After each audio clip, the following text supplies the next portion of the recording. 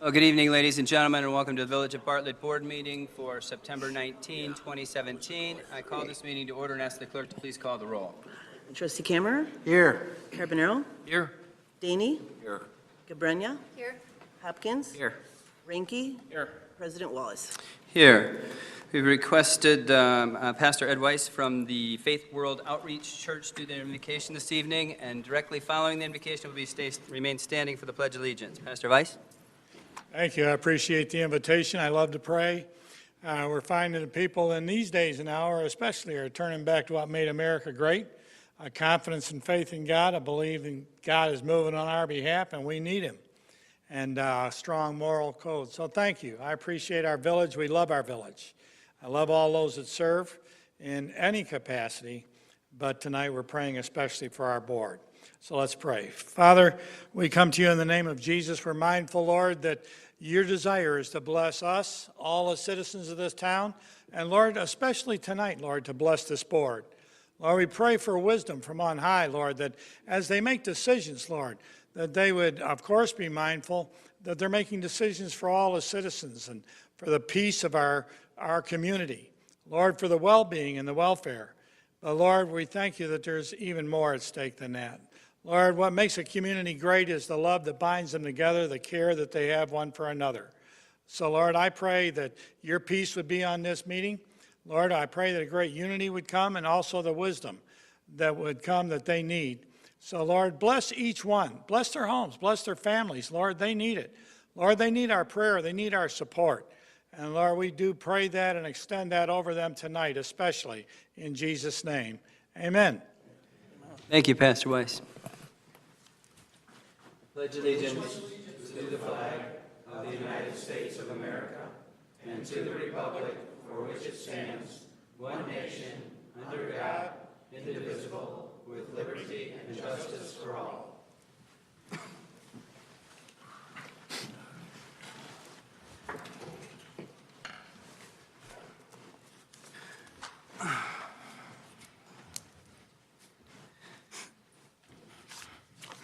The item we have this evening is our consent agenda. All items listed with an asterisk on the consent agenda will be enacted in one motion. There'll be no separate discussion on items on the consent. At this point, is there anything the board would like to add to the consent agenda? Can I add item A1 under planning and zoning? Yes. Does anybody have any discussion about Valens Family Chiropractic Site Plan Review? No. No discussion. Would anyone have any objection to adding A2? Yes. That's a problem. Yeah, there's no amount. I think that. All right, anyone else? I guess that we could put D1 on as well. Which one? D1, creation of the Class B liquor license. Yeah, because we're doing the other thing down on new business.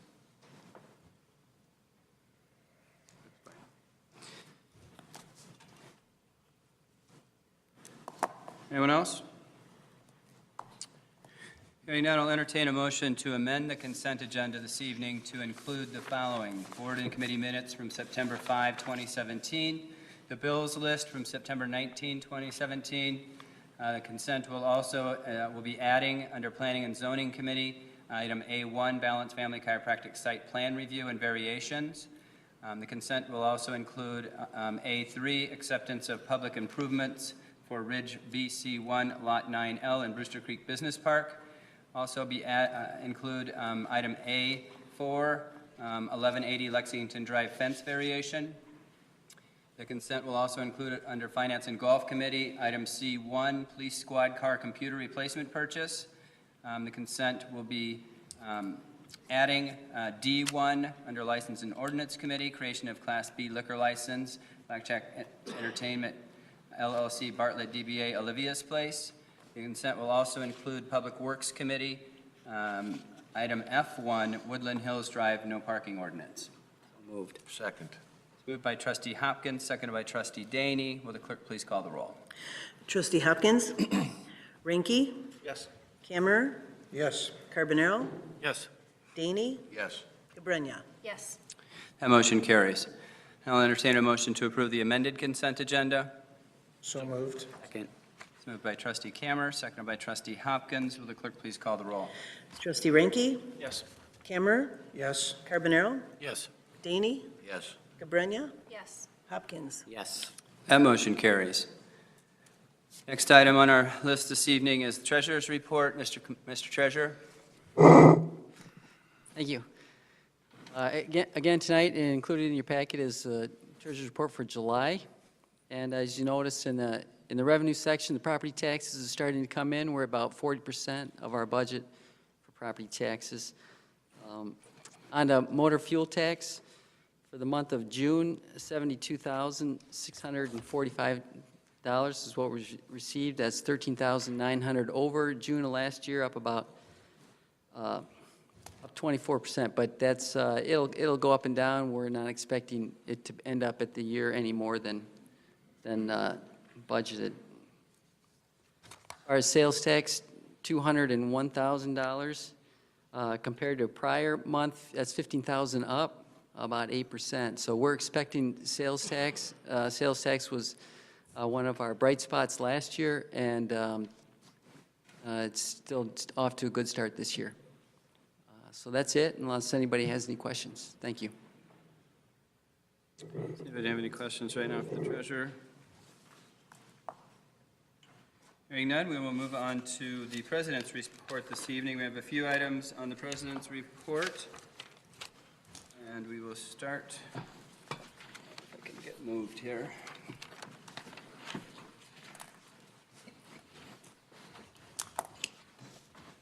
Who knows if my electronic device stays on? All right, the first item we have this evening for the treasurer's report is the Pride and Ownership Awards. The Village of Bartlett is pleased to recognize the winner of the 2017 Pride and Ownership Award, something we do every year. The Pride and Ownership Program was started in Bartlett in 1996 to recognize owners who did an outstanding job in maintaining their property. The village calls out for nominees at the beginning of the summer, and volunteer judges visit all the nominated properties, evaluating them on general appearance, landscaping, curb appeal, and creativity. This year, we are happy to award 3 single-family winners, and I will call them up one at a time. I think I've got a little something for them. The third place, we will start with. Third place winner this year is Mark and Teresa Materna at 329 West North Avenue. Are they here?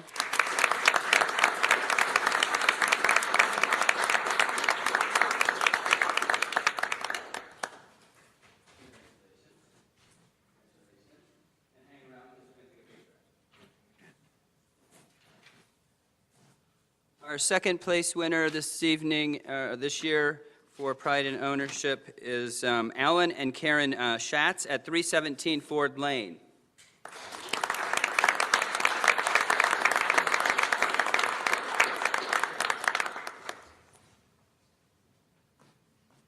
And our first place winner for single-family home this year is Mr. and Mrs. M. Ficarella at 169 Primrose Lane.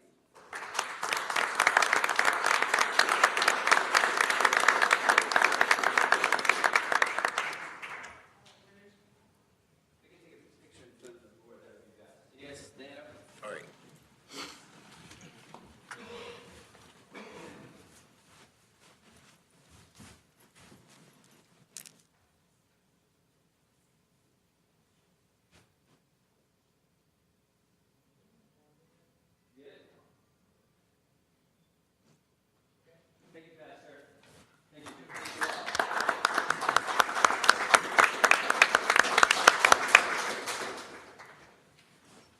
The village congratulates all the nominated and winning property owners, and thanks to them for keeping Bartlett beautiful. The winners received a yard sign, a Home Depot gift card, and will be listed in the Bartlett letter as well. So thank you again.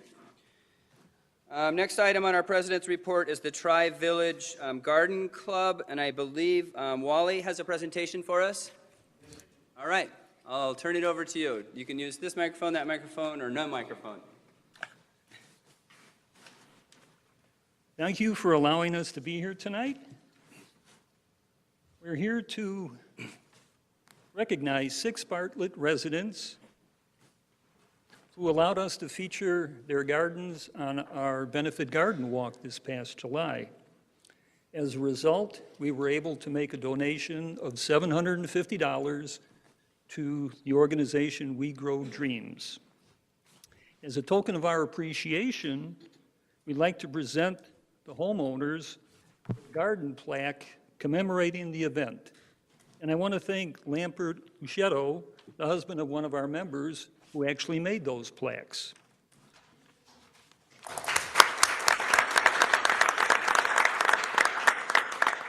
At this time, I'd like his wife, Eileen, to come help us pass out the plaques.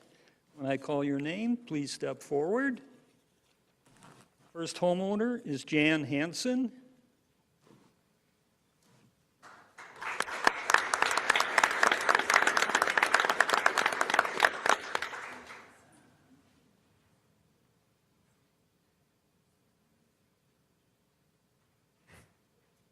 Next homeowners, Mary and Bill Harrison.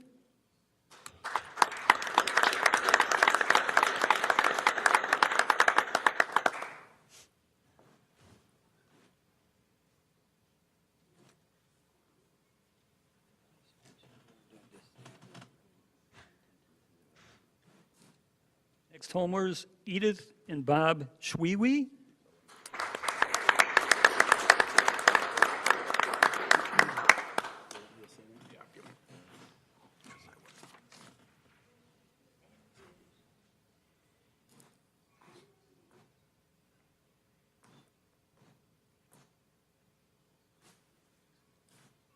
Next are Kathy and Bruce Harrow.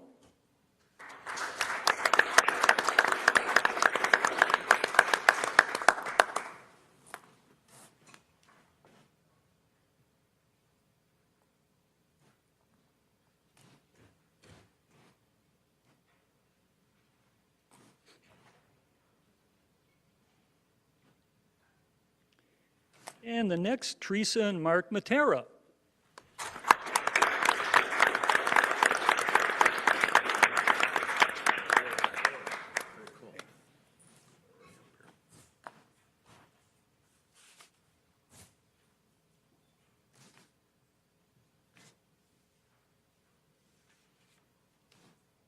And the last homeowners, Linda and Wally Grobel.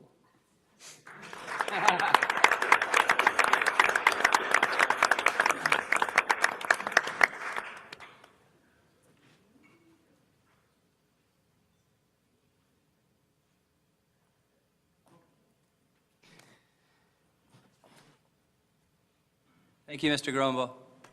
Thank you all for coming out.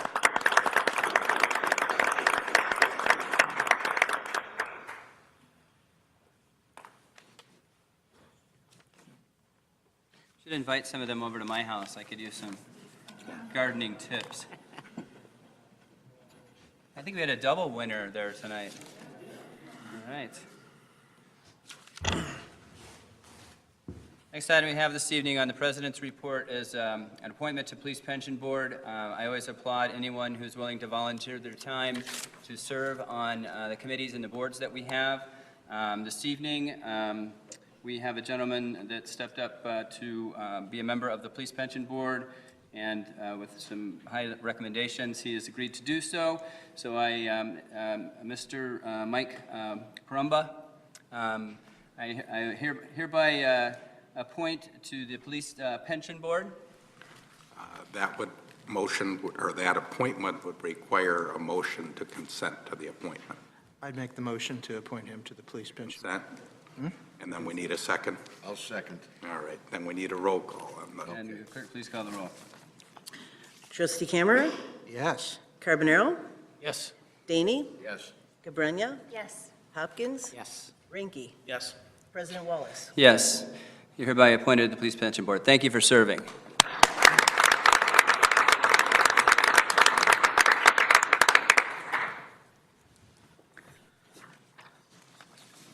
And I believe our one and only Gaby from the village has a presentation for 3 CMA Savvy Award presentation. Is that correct, Gaby? Did I get that right? All right.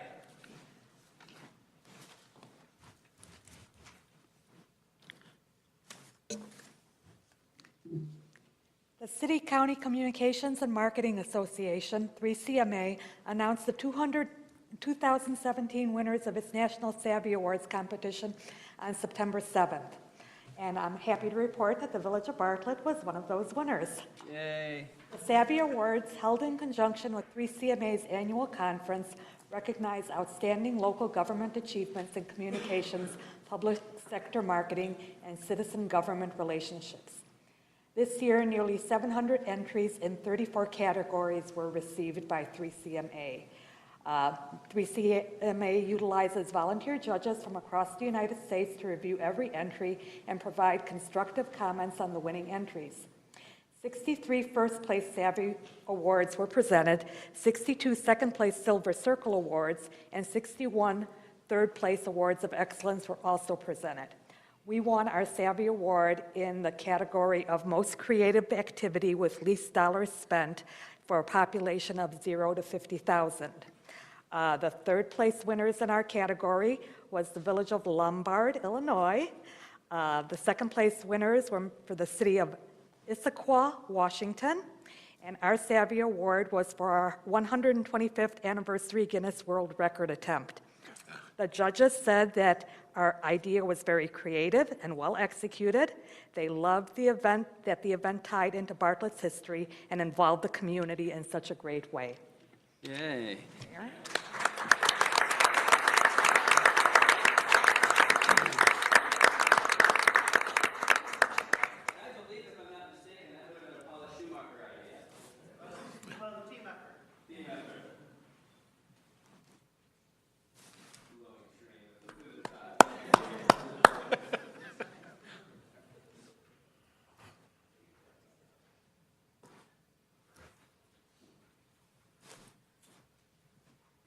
I told that to a few people, and they said, "You're blowing train whistles? What does that mean?" Like, who can pull that off? We did. We actually had people, we could have really went above and beyond if we'd have spent a little more money on whistles.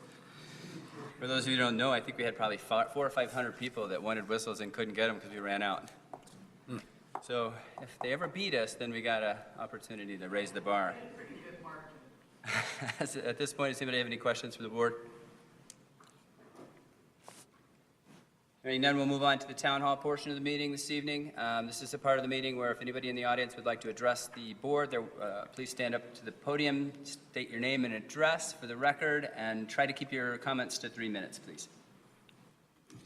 Good evening. My name is Marie Harris. I'm president of Woodland Hills Homeowners Association, and I understand that we're going to hear the approval of some no parking signs along some of the streets that run along the parks, and I just wanted to express gratitude from the Board of Directors of Woodland Hills and the community as a whole, because that has been a problem that we felt needed to be addressed. So we appreciate that. Thank you. Thank you. You can let the other folks of Woodland Hills know that it was on consent, so it was approved. Thank you very much. I heard from a few of them as well, so thank you for coming out.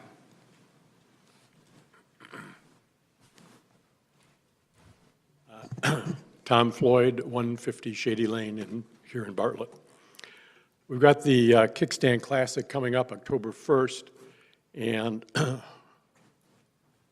sorry, Mike, but I have some comments I would like to put on it. I know Mike is a big bike rider and rode in it last year. Anyway, if I were sitting on the board reviewing the event request, I would have some questions and would want to feel comfortable with the answers. I'm not saying that the board didn't have some of these and others, but if so, they were apparently comfortable with the answers. What I would want to reflect on are a number of things. Some inconveniences to the residents. First, the inconvenience for some 50-plus residents who need to park their cars on streets not impacted by the closure. Not just the parking. If they want to use the car on Sunday, also haul whatever other items they have taking with them. Last year, out-of-town visitors had to, at our house, had to transport a 4- and 6-year-old and a baby in a diaper bag and some suitcases a couple of blocks when they left on Sunday morning. And I did help them. The inconvenience for many who need to drive circuitous routes around, out to Route 59 and back, or down to Schick Road and back just to go to the drugstore or Jewel. The inconvenience to Alliance Bible Church, which needed to change their Sunday morning service to Sunday afternoon. And the inconvenience to some residents who, or their young ones, will awaken on their day off at 6:30 or so in the morning from riders yelling to each other and cheering each other on as they ride up Bartlett Road. I see that the proceeds benefit Active Trans. And by the way, I read about their organization and some of their programs, and I was quite impressed with their mission. But I would want to know that the proceeds to Active Trans are after reimbursing the village for police and public works overtime costs and any other costs such as extra barricades or whatever we might have. Last year, I understand there were 322 riders. I expect Active Trans hopes for more this year. I'm curious as to how many of the 322 last year were Bartlett residents, but whatever that answer is, am I comfortable that there is sufficient local participation to justify whatever the impact is on the community? Finally, as I was thinking about the event, I recalled a request made by the Jane Society almost 25 years ago. Brian, you'll remember this. The Society was dedicating their new temple up west of Ford Lane. They requested a parade permit to close down a section of Route 59 for the procession on a Sunday morning. Although the staff and board wanted to accommodate the Society's plans, with a sigh of relief, we directed the Society to IDOT, which had jurisdiction. IDOT, probably with a sigh of relief, redirected the request back to the village. And they said that IDOT was fine with Route 59 being closed, as long as the village assumed responsibility and full liability for any consequences, both direct and indirect, for the closure and redirected traffic. And I recall Attorney Mraz advising that an indirect consequence might be something like this. A fuel tanker truck coming down 59 confronts the barricades and is redirected onto other streets.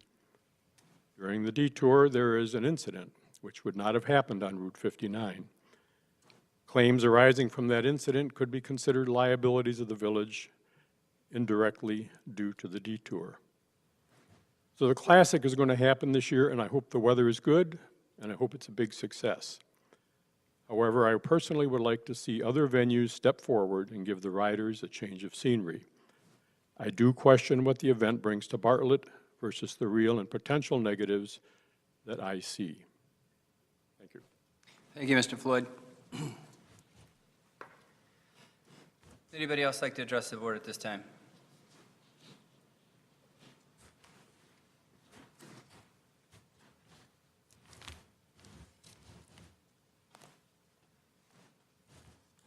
Hi, my name is Michelle Hughes. I live at 438 Timber Ridge. And I just wanted to say that I welcome all of the changes that have happened at the Bartlett train station with the changes in parking. However, I wonder if there's ever been any kind of survey thereafter. I benefit from having a monthly permit, so the changes are great for me. But what I recognize is that there's a lot of safety concerns for those that have the daily parking and they've been redirected to a farther area. Everybody did a great job in the village coming out, handing out flyers saying these are the changes that have happened, but I haven't seen anybody out there to look and see the people that are now running in front of trains because they have a farther walk now. So I've always had this concern because I've been commuting now for 14 years, and I brought it up to Mr. Rodney Craig, who is our neighbor mayor over in Hanover Park, and he's on the board at Metra. He said he's never heard of any concerns coming from the village. So I know that most of you aren't commuters, but you need to know that it's definitely a safety hazard out there. So I think it's something that needs to be addressed. Thank you, Michelle. Thank you.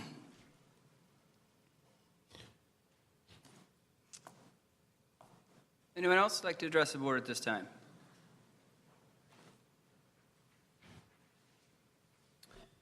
Hearing none, we will move on to our standing committee reports this evening. First standing committee report is the Planning and Zoning Committee, Chairman Hopkins. Thank you, President Wallace. We had 4 items on our agenda, and item A1, 3, and 4 were covered under the consent. That leads us with A2. This wasn't originally on our agenda, but I requested that it be added, so I would like to make a motion to waive committee review of this item. I'll second that. Moved by Trustee Hopkins, seconded by Trustee Daney. I would like to take a roll call on that. Trustee Carbonaro? Yes. Daney? Yes. Cabrera? Yes. Hopkins? Yes. Ranky? Yes. Camera? Yes. That motion carries. All right, with that, Balanced Family Chiropractic and Dr. Ackerman are requesting $19,182.33 for the village to waive several of the fees and reduce the overall cost of the project. Does anyone have any questions? Can we make a motion and then we'll discuss in the middle? I move to approve the contract between the Village of Bartlett and Dr. Ackerman for the waiving and/or reduction in fees in the amount of $19,182.33. I'll second that. Moved by Trustee Hopkins. Do we have an ordinance number? It's not an ordinance, Oh, just a separate motion. okay. Seconded by Trustee Daney. Is there any discussion? I'm definitely in favor of these fees. I think Dr. Ackerman brings, great depth to the downtown area. Once she moves down there, she puts on several activities at her current location, so I think it's going to be nothing but positive having her down there, so I'd like to get this project moving along rather quickly, so. I also concur with that, and I'm looking forward to seeing that new building erected as soon as possible down there. It's going to be a real shot in the arm for the downtown area, and I just hope more developers follow. I really do. That's something that we've wanted to do. We've talked about it, the TOD plan, everything we've gone through, and be admired for stepping up and kind of being the first one to do something. So thank you, and good luck.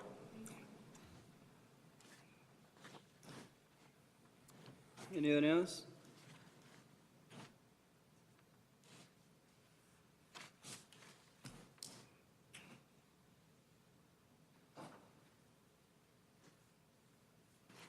I have a question. I guess the question that I would have, I would preface this by saying I think that the project is an excellent project and that Dr. Ackerman has worked very hard to get this project going.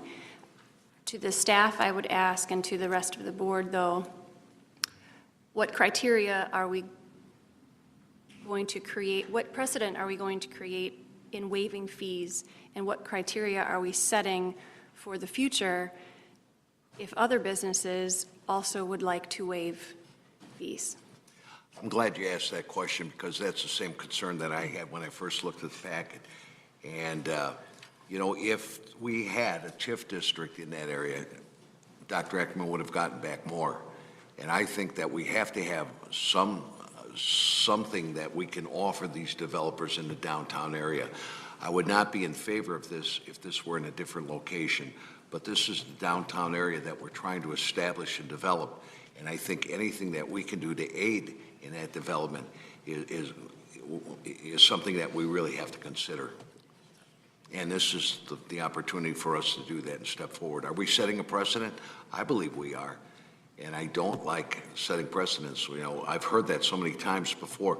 But again, I take a look at the area and what we have, and I take a look at the construction, the building that's going to put up. And if there's a little bit of aid that's requested by the petition, she's taking a chance going downtown, in what our so-called downtown area. And again, if this had been out on Route 59 or in Stearns Road or something like that, I would really have some objection to that.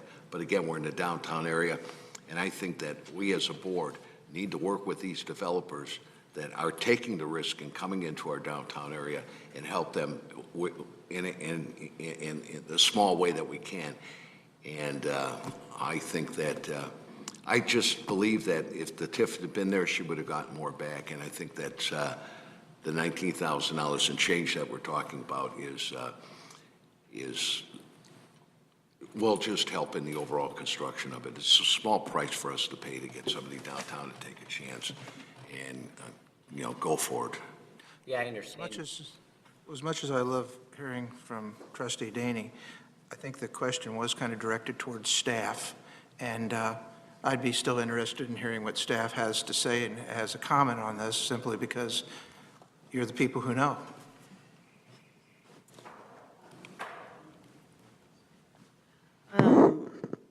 I was thinking about that this afternoon, like the precedent-setting component of that. And the one thing that, one project that did come to mind for me was the Two Toots incentive that we did across the street.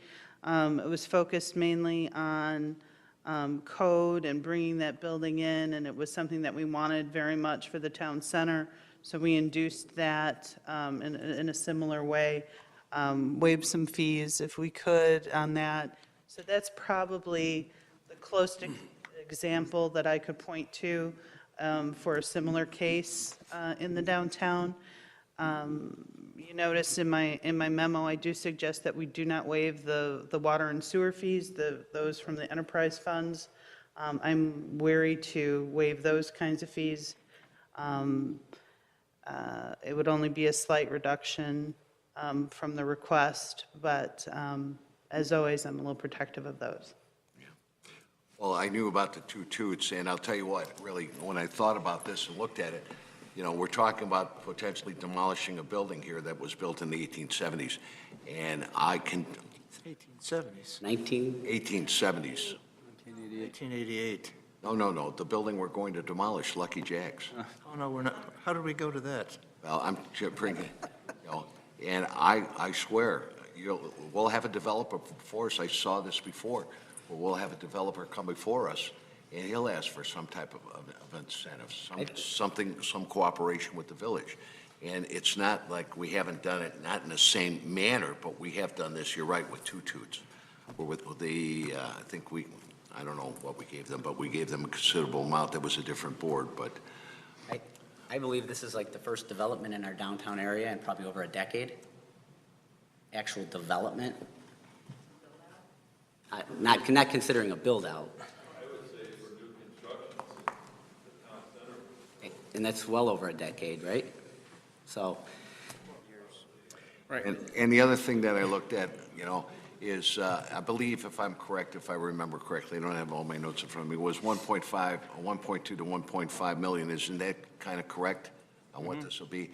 We're talking about $19,000. Is less than 1% of the risk that, they're taking. I think we're all in agreement that we're happy to see this new building coming in. We're just looking to see if it's going to have an effect on the future. I'm all for having cuts. We've been talking about this for the years that we've been in office, trying to reduce things, trying to see things cut down, but we're also losing income from the state and everything else. I get that as well.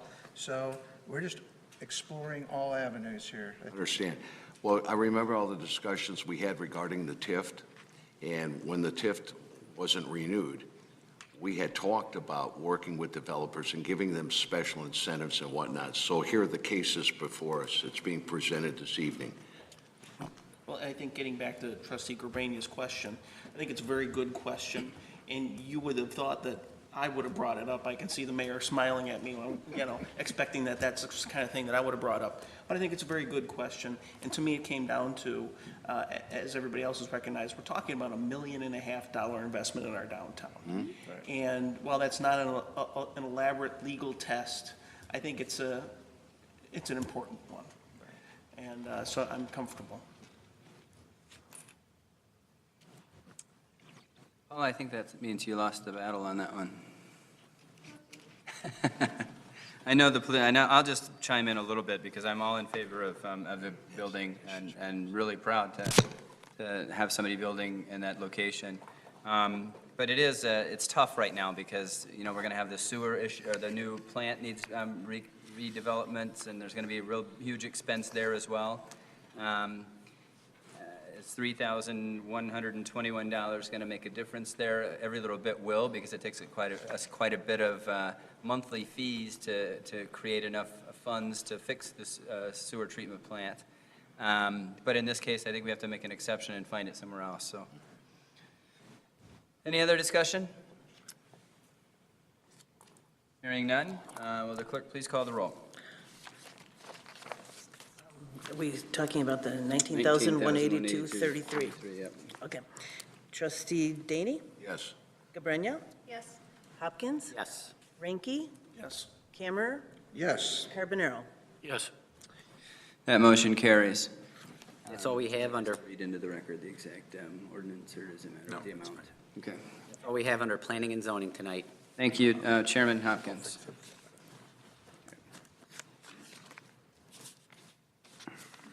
And thank you, Ms. Ackerman, for the investment downtown, and your adventure goes on. Thank you. Best of luck. And that is it for planning and zoning. Next item we have for standing committee reports is the building committee, Chairman Gabrenya. We have no items on our section today. Thank you, Chairman Gabrenya. Next item for standing committee reports is under finance and golf committee, Chairman Daney. Mr. President, we had one item on the agenda, was a police squad car computer replacement purchase. That was a consent agenda, and then we have nothing further. Thank you, Chairman Daney. Next item under standing committee reports this evening is license and ordinance committee, Chairman Kammerer. Thank you, Mr. President. Our one item was also put under the consent agenda. Thank you, Chairman Kammerer. Next item under standing committee reports this evening is the police and health committee, Chairman Carbonaro. Thank you, Mr. President. We have one item on the agenda tonight. This is an award of certain trade contracts in connection with the new police facility, bid package number 2. Is there anything you want to elaborate on that? Sure. So, as you know, bid package 2 was sent out by our construction manager, Frederick Quinn Corporation, and tonight we have John Elinardo and Fred Morano from FQC joining us. So on August 7th, they opened bids or they started accepting bids for bid package number 2. And on August 31st at 2 o'clock, we held our bid opening. We received 115 bids for the 31 bid packages that were listed.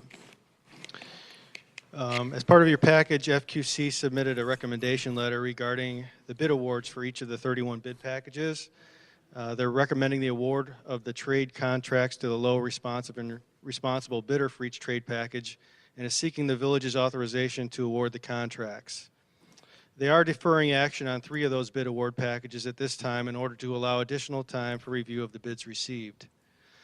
Those bids they're deferring are number 2-10C, which is carports, number 2-11, shooting range equipment, and number 2-32D, fencing and gates. Where they're deferring action on the award of a bid package, they have used the low bid amount in the evaluation of the project budget. They're confident the bids for the items deferred are accurate, and they anticipate bringing recommendations for those 3 deferred bid award packages to the village board for approval in October. So, with the conclusion of bid package number 2, they plugged the low bids into the budget and told us we're about $188,748 under budget for the overall project budget. So our bids came in really favorably for us, and that $188,748 assumes if everything in the entire budget is spent, we would be $188,000 under budget. So at this point, they're asking us if any of the items we cut, originally when we met about the budget, we cut some items because we were afraid we were going to be over budget, but we wanted to have the option of adding them back in, and so we made them add alternates. And that sheet of add alternates was located right behind my memo. Out of those alternates for consideration, we kind of prioritized the ones that we would like the most. So the first one would be 2 covered parking canopies in the south parking lot. Those canopies would keep the sun and the snow off of our vehicles, hopefully extending the life of them. In addition to the canopies, there's a glass wall in the roll call room, a glass wall in the upper lobby, and a glass wall in the administrative conference room. And back when Chief Williams was here, we kind of had a vision for those glass walls. And what we were hoping is those glass walls would open up the floor plan and help increase communication and collaboration, because we'd be able to see what's going on, see our personnel, and hopefully that would generate more conversations and would really improve communication within the department. So that's what those were intended for, and we're hoping to add those back in. So option one would be, so before you tonight, you have 3 resolutions. And those 3 resolutions each correspond with one of the 3 options before you. So option one would include all of the base budget bids, add the alternates for the 2 covered parking canopies in the south parking lot and the glass walls in the roll call room, upper lobby, and administrative conference room.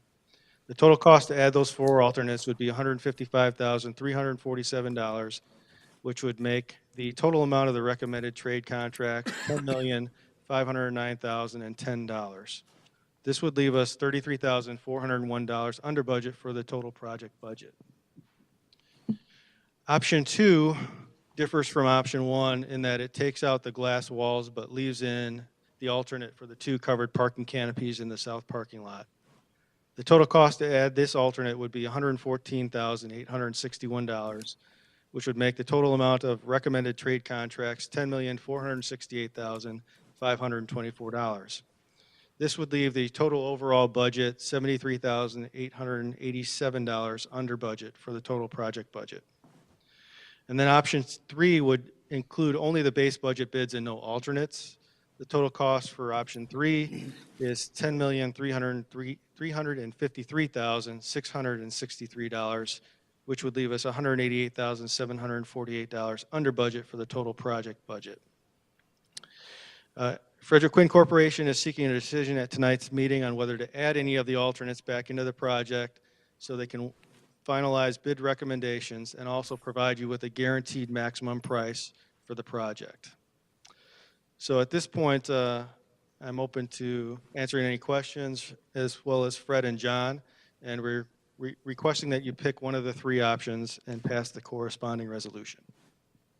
That was a lot. Chiefs don't usually have to use that many numbers, right? No, I didn't get into this job for the math, that's for sure. Chief, I have a question. I understand the importance of the 2 covered parking canopies in the south parking lot, but again, could you just briefly explain the reasons again for the glass walls? Sure. So number 1, it opens up the floor plan so that we have better visual communication. We can see what's going on.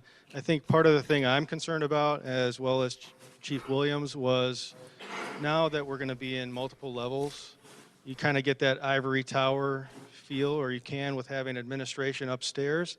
And by having a glass wall in the upper lobby as well as our conference room, it's going to allow us better to know what's going on, know the movement of our people. If we see somebody, we can go out and have a conversation with them. Otherwise, it's kind of be like we're segregated and sectioned off from the rest of the department. I think we're very lucky to be $188,000 under budget, and I think we ought to save the taxpayers that $188,000. Let's quit spending while we're ahead. And I'm sure that the glass walls and the canopies, those are all nice things, but we're spending a lot of money on the police station. It's still relatively early. There's plenty of potential contingencies out there. Let's quit while we're ahead. I have to agree with Trustee Ranke. I think that We have to cut back on what we're spending, and even though I think would be great options, maybe now's just not the right time. So the covered canopies, they can always be added later, right? There shouldn't be any problem with that. That's something that I would think that they can. I think if we wanted to add the canopies at a later date, I would ask that we could have the money to put the footings in for that while they're here and pouring everything, so that at a later date, we could add those canopies. I think it's a pretty de minimis. How much is it for the? Okay. All right, let me, Trustee Ranke is asking about, if I understand correctly, putting the project on hold. Is that basically correct? No, Oh, boy. no, nowhere near it. Wait, what are you saying then? I'm sorry. Just saying save the money now. Essentially, he's voting for option 3. Oh, okay. Are we allowed, go ahead. The footing cost at this point is $9,600. It was an alternate bid in bid package number 1, and what it'll do is it'll save you having to remove any of the parking lot that's going to be installed on the south end of the building when you do, or if you do decide to go and put those canopies in. Okay. So how much was it again? $9,600. Are we allowed to use, like in the future, are we able to use, is it STP funds or for new construction, things like a canopy or something? We've got an asset forfeiture fund. We should be able to use those monies for the parking canopies. I think, like the difficulty Paula said, is if we don't put in the footings now, we'd have to tear out that parking lot, which is all brick pavers, or at least a portion of it, in order to do that. So if we could spend the $9,600 now to put the concrete footings in, we wouldn't have to tear that out later if we did want to add the canopies with asset forfeiture funds. So could that be presented as option 4? Well, probably the easiest thing to do would be, that's one way. You can do a But change we don't know order. that number, is do option 3, and then you could do a change order for just that extra work to get it prepped. Your footing or whatever, so you're not ripping things out, so you know where you're going, but you're not approving of the canopy or the glass walls at this point. So then you're looking for a motion? Yes? Is anybody, let's make sure we have everybody chimed in here, because the way it sounds to me, it's going to be pretty close. Yeah, I'm leaning towards option 3. Maybe not. I'm leaning towards option 3, but my question is, I'm still kind of shocked by the price of this project. Is there any way that we could actually, you guys could sit down with the architect to try to take some of the things out of the scope of work or change some of the material to try to get this cost down somewhat? Yeah, I was just going to say, we have, this short list of alternates is a short list of the things that we took out earlier. We do have a longer list of materials and items that we've already taken out and downgraded just to keep the price down. So I'm sure you have that, and we can make that available to you.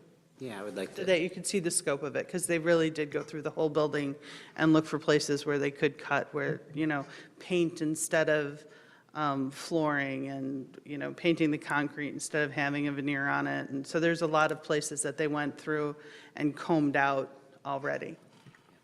And I'd be concerned if you don't approve it at this point, what it's going to do to your construction schedule, and ultimately that'll cost more money in the delay.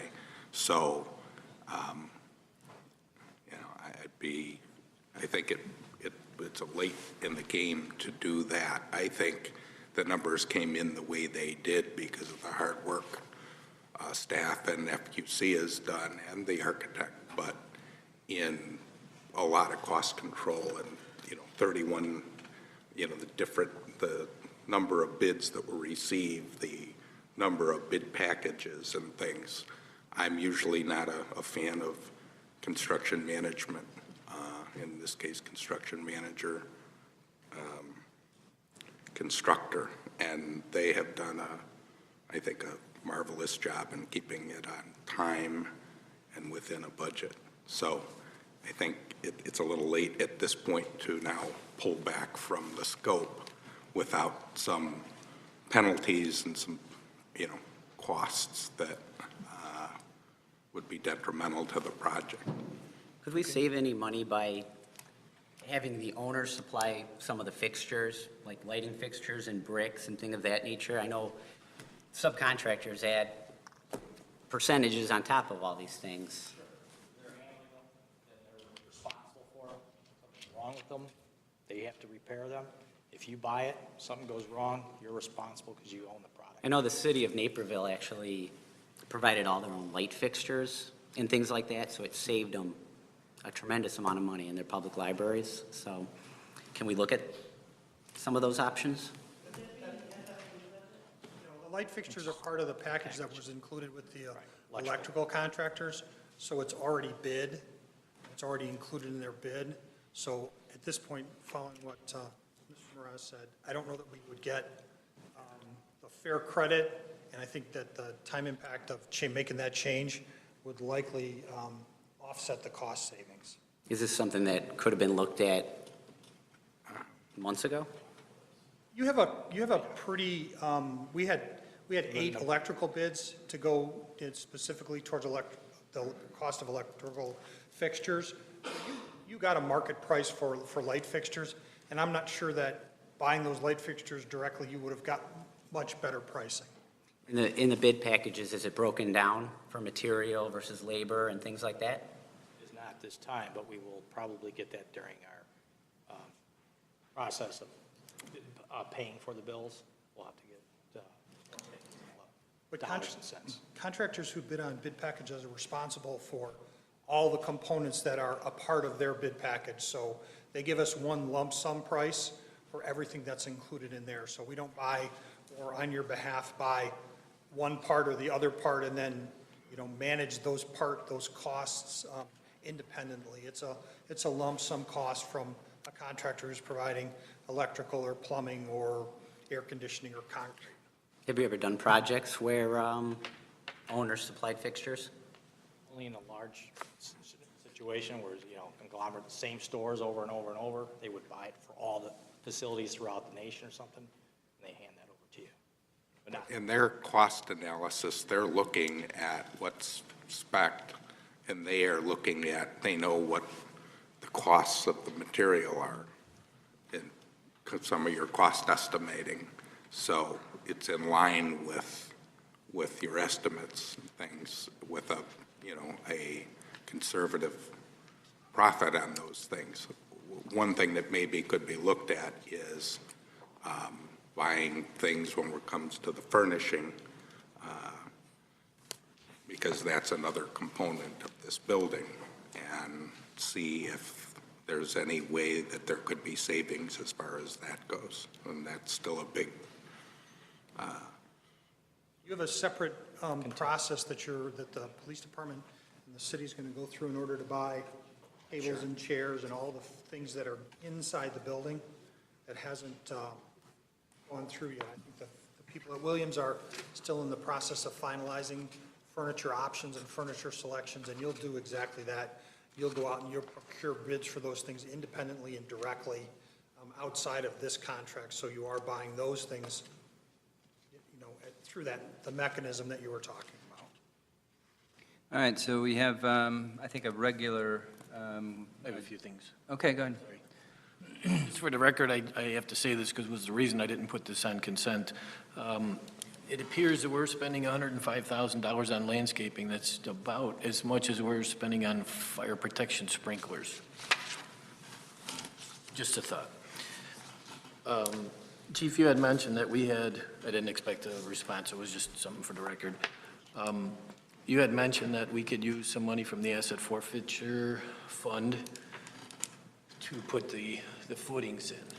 Can we not use monies from that same account to put some of the other things in that we're excluding here using those monies? Because it's a new building.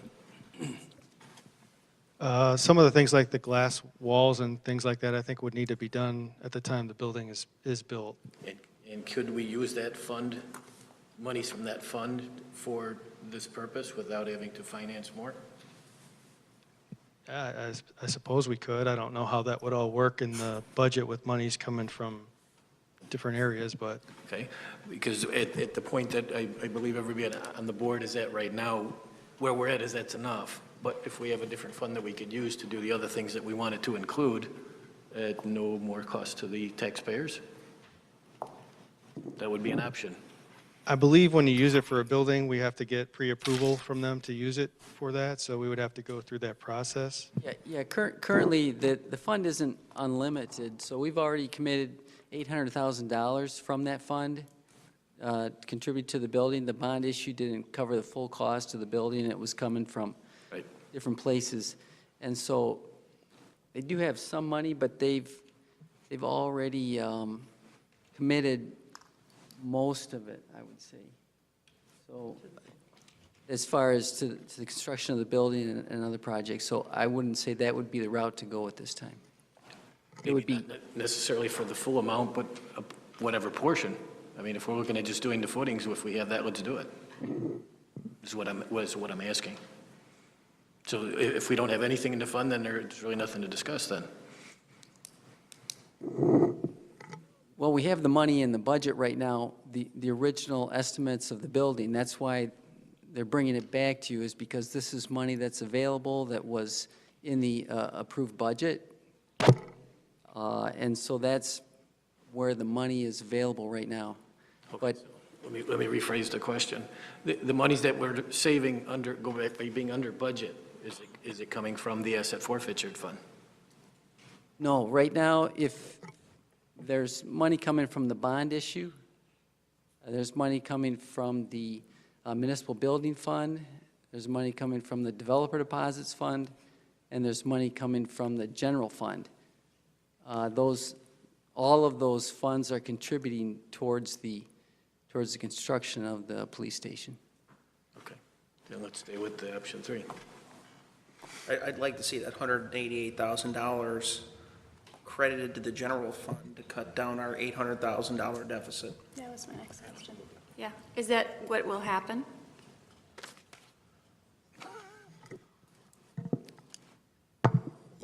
Yes, basically,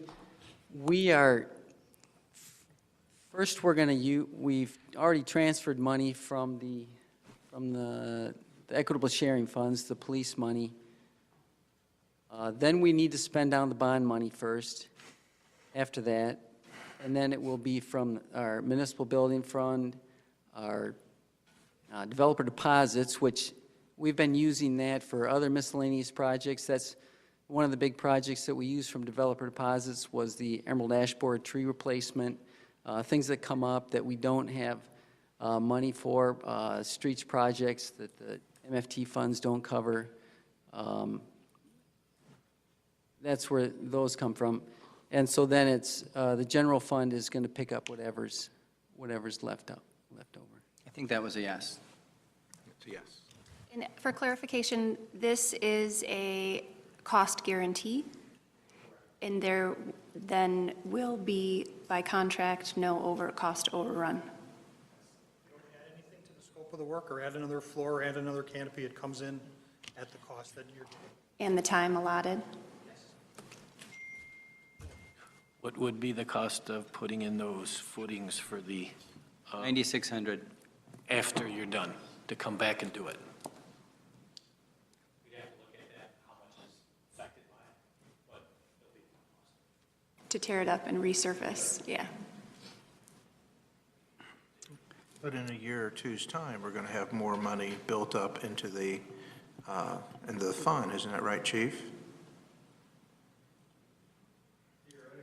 Theoretically, yes, but we can't project how much we'll be able to spend based on the fact that we have a equitable sharing fund. There was some talk about that potentially going away, or the state taking over every department's equitable sharing fund. So I don't know how that will go, but I hope it continues. There's no guarantee, and we can't project that. We're not allowed to project that out. That's logical. Yeah. Any other comments? Hearing none, I'll look for a motion for option 3. So moved. Does somebody want to read out a motion for option 3? It's written down here. What's the resolution number? 2017-120. Includes only the base budget bids and no alternatives. Total cost for the base bid package is $10,353,663. This would leave us $188,748 under budget for the total project budget. Is that a motion? That's my motion, yes. Second. It's moved by trustee Kammer, seconded by trustee Gabrenya. Will the clerk please call the roll for motion 3, option 3? Trustee Gabrenya? Yes. Hopkins? No. Rinky? Yes. Camera, Yes. Carbonaro, Yes. Daney. No.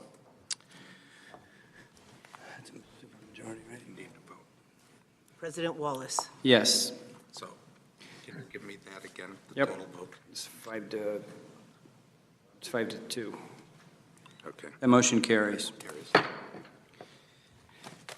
All right. Thank you, gentlemen. And that would be all I have for this evening, Mr. President. Thank you, Chairman Carbonaro. Next item on our standing committee reports this evening is under Public Works Committee, Chairman Ranky. Thank you, Mr. President. We have nothing more on Public Works. Thank you, Chairman Ranky. Next item we have on our agenda this evening is new business. We have one order of business under new business, and that is Blackjack's Enterprise LLC, Bartlett, DBA Olivia's liquor license request. If there's no objection, I will be issuing the license as applied for. Do I hear any objections to that? No. No objection. Then that license will be issued as applied for. Is there any other new business? Do you want to talk about the footing some more, or? It's not. Landscaping? All right, hearing none, any questions at this time? How's the Lake Michigan water coming along? Really well. Yeah, can we get an update on our pipeline? Sure. Actually, just got an update from DuPage Water today. They've got 2 out of the 3 easements resolved, and they're scheduled to close on the last easement that they need. They're getting ready to actually go out to bid because there's a long lead time on getting the 30-inch pipe that needs to go in. So their plan is to go out to bid now, they'll award, and then during the winter, they could get through the shop drawings and get the pipe ordered. And then depending on how the winter is, they would start construction as soon as weather permits, March, April timeframe, and start running that pipe. And then as far as what we're working on, we have our IDNR public hearing tomorrow, Thursday, down in Chicago to get our Lake Michigan allocation. Hopefully everything goes well there. And then we've got our engineers have been out surveying Stearns for our pipeline that needs to head west. And then we're still working on our pump station that will be down at Public Works. So we got a lot going on there, but it's moving along. Great. Just to clarify, the pipeline now is going to go along that sod farm, correct? Correct. Through, yeah, along the, what would be like the eastern eastern property line of the sod Yeah. farm. Yep. And what did that, how much money did that save us? A couple million? Yes. Yeah. Lots, yes. Yeah, that's Very a good. huge thank you to Hannaford Park and the collaboration that we had with them. We'll talk about that again at a future meeting. Any other questions? Well, on that same subject, there's the pump house on the north side of town. We were waiting to hear if they were going to take extra from us on Devon. For MWRD? We actually have a letter drafted to send to MWRD. Once we get it signed, we'll send everyone a copy of it so you guys are aware of what we're doing. But we are requesting MWRD to take essentially 2 out of the 3 pumps capacity, which is roughly 5.7 MGD instead of the 1 to 1.2 MGD. And we'll wait for a response. We have Engineering Enterprises scheduled to come in October to do a presentation on everything that they've found on the Devon stuff. We're hoping to get a response back from MWRD at that point, and then we can update you on that as well. Okay, thank you, Dan. All right, any other questions? Hearing none, I'll entertain a motion to adjourn. We'll be moving directly into the committee of the whole meeting. So moved. It's moved by trustee Daney, seconded by trustee Gabrenya. Will the clerk please call the roll? Trustee Camera, Yes. Carbonaro, Yes. Daney, Yes. Gabrenya, Yes. Hopkins, Yes. Ranky. Yes. We are adjourned.